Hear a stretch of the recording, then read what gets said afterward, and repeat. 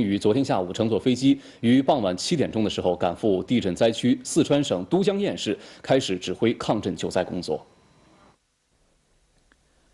昨天晚上，中共中央政治局常委、国务院总理、国务院抗震救灾总指挥部总指挥温家宝一行抵达成都后，随即乘车前往震中地区。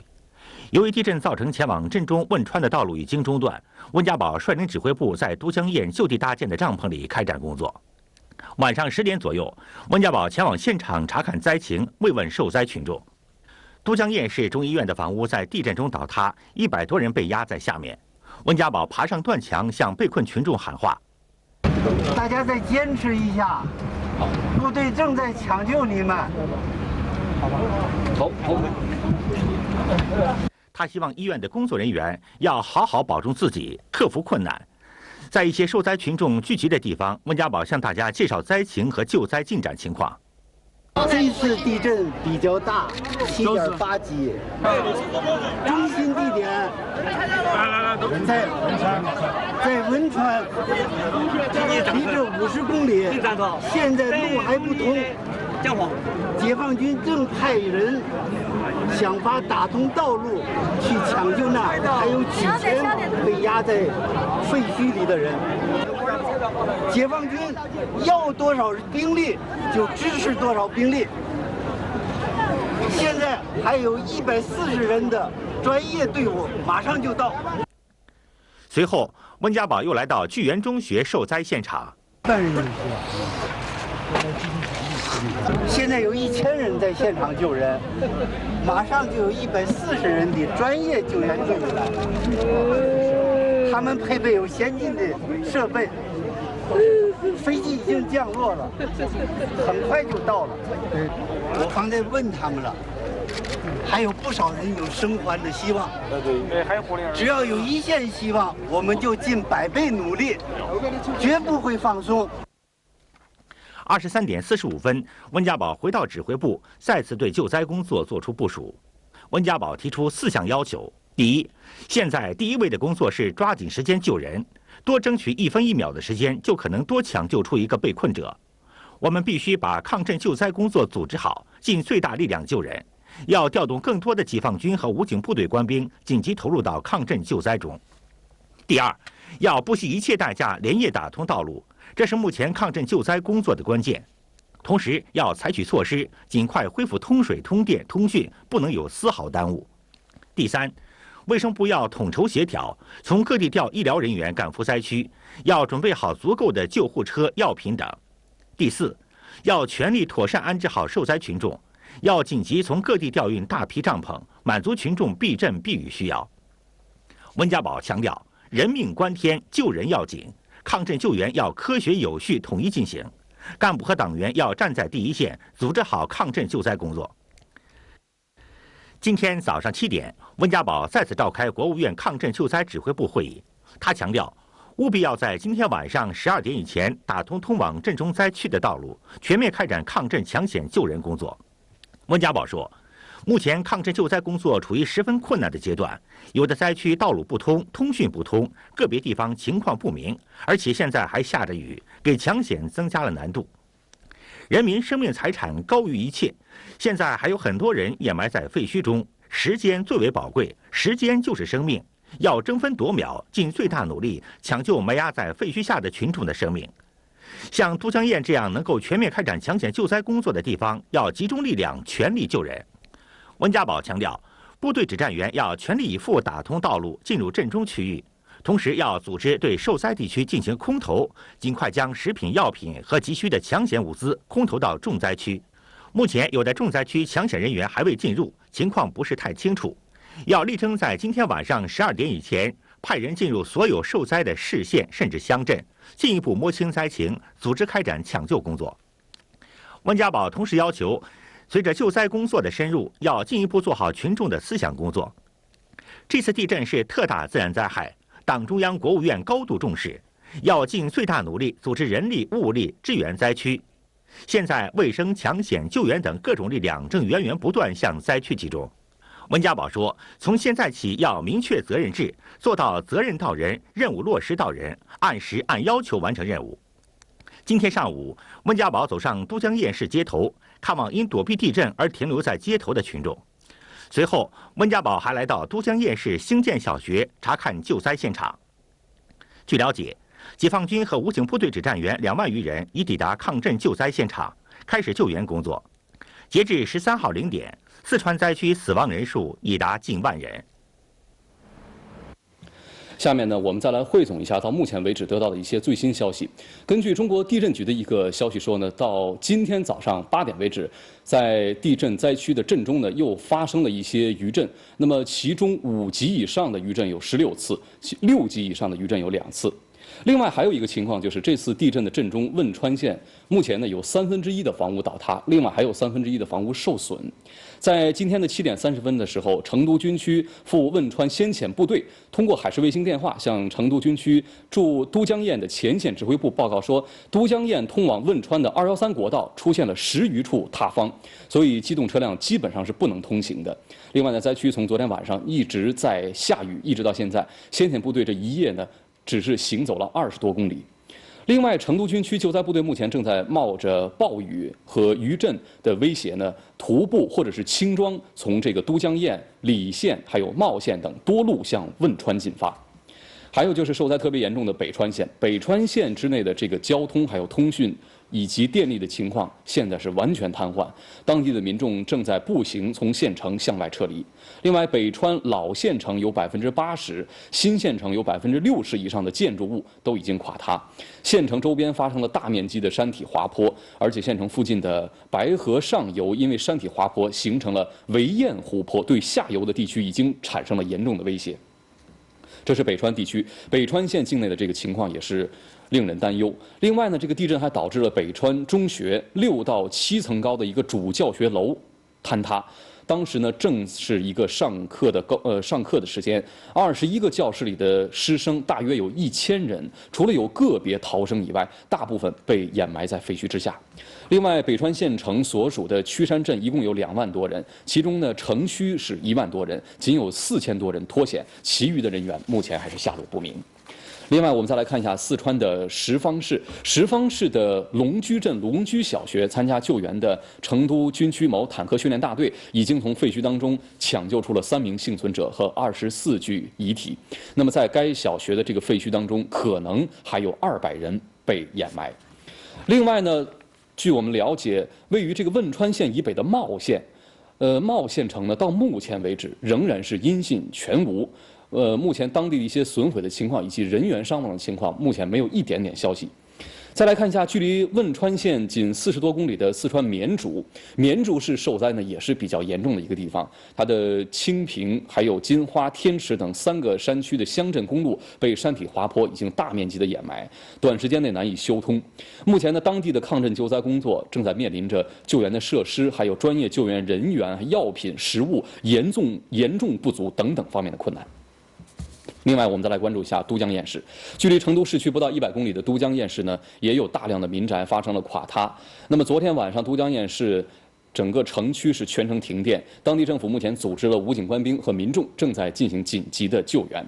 还有就是四川汶川地震造成的重庆的这个梁平县的2所小学垮塌，其中文化镇小学的学生死亡5人，另外呢有10多名师生已经得到了妥善的救治。还有就是距离震中较近的甘肃陇南地区，陇南地区受灾呢，这次也是比较严重的，目前已经至少造成了50人死亡，而且通讯仍然是不畅通。受地震的影响，据初步的统计，截至今天的8点20分，仍然有2000多名游客滞留在阿坝州的境内，包括一个大约有15人的英国旅游团。目前的消息还在进一步的了解当中。另外呢，我们看到新华社的一个最新消息说，重庆海外旅业的2个旅游团，一共是50多人，在12号的上午途经汶川县。那么发生地震之后，由于道路中断了，所以这个旅游团徒步通过中断的路段，目前已经安全的抵达了都江堰市，无人员伤亡。我们的记者也正在进一步的联系旅游团的成员，以了解他们所经过的汶川县目前当地的一些情况。好，刚才呢，我们给大家汇总了四川境内的一些受灾的县市目前的一个最新的情况。那么下面呢，我们马上来连线正在四川都江堰抗震救灾指挥部采访的本台记者万玲。万玲，你好。你好，刚强。告诉我们一下你的具体的位置。是我现在呢，是在前往汶川的这个途中啊，中途呢，现在是在都江堰市的军地联合指挥部的现场。这个指挥部呢，是一个临时搭建起来的帐篷。它呢是设在了都江堰市的一个正在建设当中的体育场。那么在这里呢，我抬头可以看到这个中国优秀旅游城市的那样一个标志，就是一个腾飞的马。那么可以让大家了解到呢，都江堰原来是一个非常祥和、非常美丽的一个旅游城市。那么现在我们看到的这个情况呢，确实是当地的受灾情况呢比较严重。一路上我们走过来呢，从成都机场往这边走呢，高速公路的畅通情况非常不错，但是在接近都江堰市区的时候，就出现了部分路段的拥堵。因为呢，现在我们迎面可以看到很多群众自发的展开了这个投亲靠友的行动。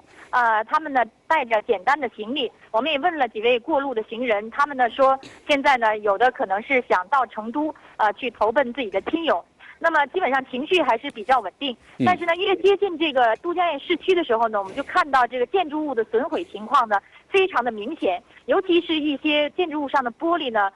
都被震碎，而且呢，在这个建筑物的外墙上呢，可以看到明显的这个震裂的痕迹，而且这种震裂的痕迹呢，往往都是 X 型，也就是叉形。这种叉形呢，证明这个地震呢，它是有这个横波和纵波，就是相当于晃的比较厉害。简单的说，就是晃的比较厉害，这种作用力呢非常的强。那么呢，现在在都江堰市的市区呢，也有很多临时搭建起来的，有彩条布搭起来的，也有一些救灾帐篷初期抵达这里的救灾帐篷呢，现在已经为一些灾民所用。那么现在呢的帐篷的总数呢，还是显然的不够。有的帐篷里呢，昨天晚上呢是挤着30-40名灾民，但是他们只是坐着就已经很满足了，因为昨天夜里11点开始呢，这里降下了中雨。那么这个雨呢，一直到现在还没有停下来，而且时大时小，这个呢对于救灾来说呢，相当的不利。那么现在呢，等于说我们现在在这个都江堰的市区呢，看到了很多场景呢，还是比较的严峻。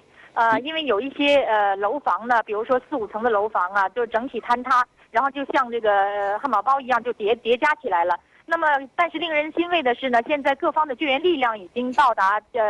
都江堰不少了。现在我所在的这个军地指挥部呢，我们就可以看到中国电信呢、中国移动啊、中国联通啊，还有一些这个交通电力的这些工程车呀，已经都在这个指挥部集结了。而且呢，现在指挥部都是一派非常繁忙的景象。在指挥部的核心地带呢，当地的这个官员呢都在坐镇指挥。现在各方的信息呢都在这里汇总。然后刚才呢，我们也采访了这个都江堰市的市长，他叫许兴国。那么他们呢，跟很多人一样的，都已经是彻夜未眠。现在呢，就是他讲了一下，现在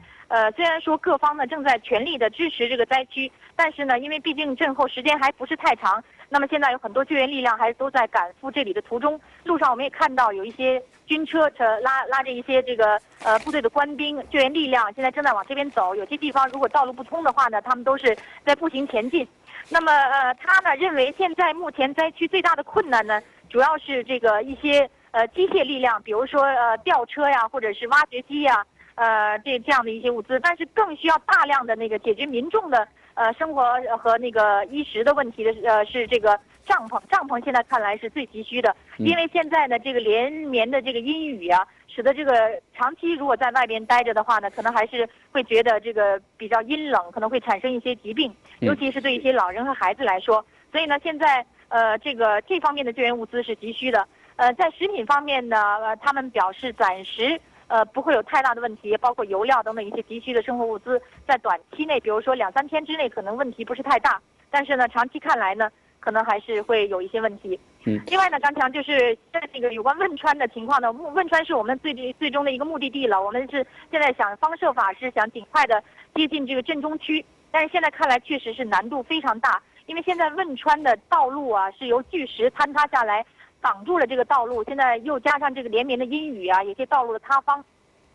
现在看来呢，想往那里赶呢，很多人都现在还没有办法。但是当地呢，现在把这个事情是放在除了救人之外的第2大要务，一定要接近震中区。所以呢，现在就是我们这边的情况。大概了解到的就是这些，刚强。另外，万玲，刚才听你介绍呢，你在都江堰也看到了一些房屋的情况，你说到了呈一个 X 的裂形，那么说明是受到了这种横波和纵波的这样影响，才会产生这么大的裂缝。那么我们从这个中国地震局呢，也是了解到了一些消息，从昨天大地震发生之后，一直到目前今天的8点为止，可能发生了上百次的余震，在这其中呢，5级以上的余震有10多次，6级以上的余震呢有2次。那么这些余震的发生，对于当地的这种建筑物的破坏，是不是又造成了这种进一步加深的这种影响？另外，你在当地是否又感受到了新的余震呢？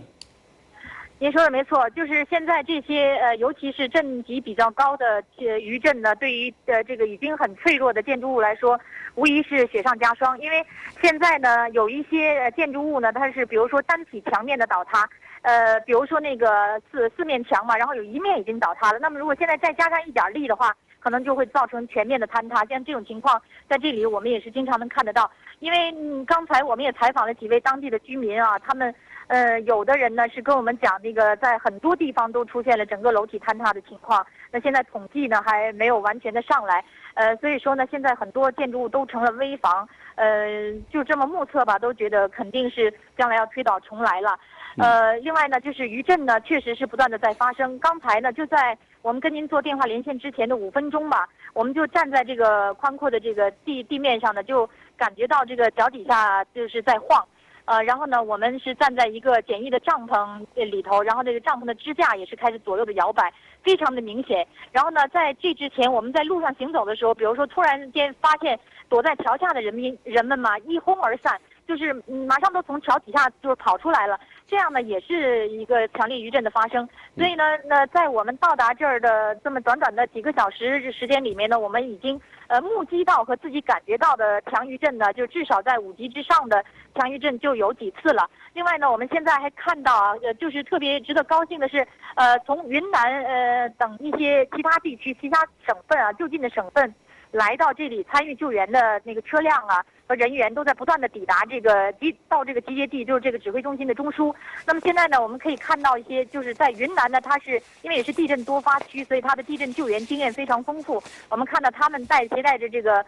卫星车，还有一些那个救援的专业设施，现在已经抵达这里了。估计呢下午各方面专业的救援力量都会大量的抵达这里。因为现在呢，这个都江堰呢是被视为这个四川紧邻这个汶川的这个一个重灾区，因为它是一个城市，一个密集的一个城市区域，而且呢，现在汶川呢现在是无法进入或者很难进入，所以现在这里呢成为一个各方救援力量比较集中的一个地区。张强，好，感谢万玲发自都江堰抗震指挥部的一个报道。好。有关的最新情况呢，我们还会跟万玲来连线。下面呢，我们再来了解一下，因为在这次地震当中呢，四川绵阳市的北川县也是受到了重创，而且刚才我们说到了，它的老县城有80%，新县城呢是有60%以上的建筑都已经垮塌了。那么我们本台的记者季慧燕正在跟随救援部队赶往北川的灾区，下面马上来连线她。季慧燕，你好。你好，你好。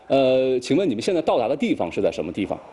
我们现在是从都江堰出发赶往这个北川，现在刚刚路过成都，到成都之后呢，我们又补充了一些采访必须的东西。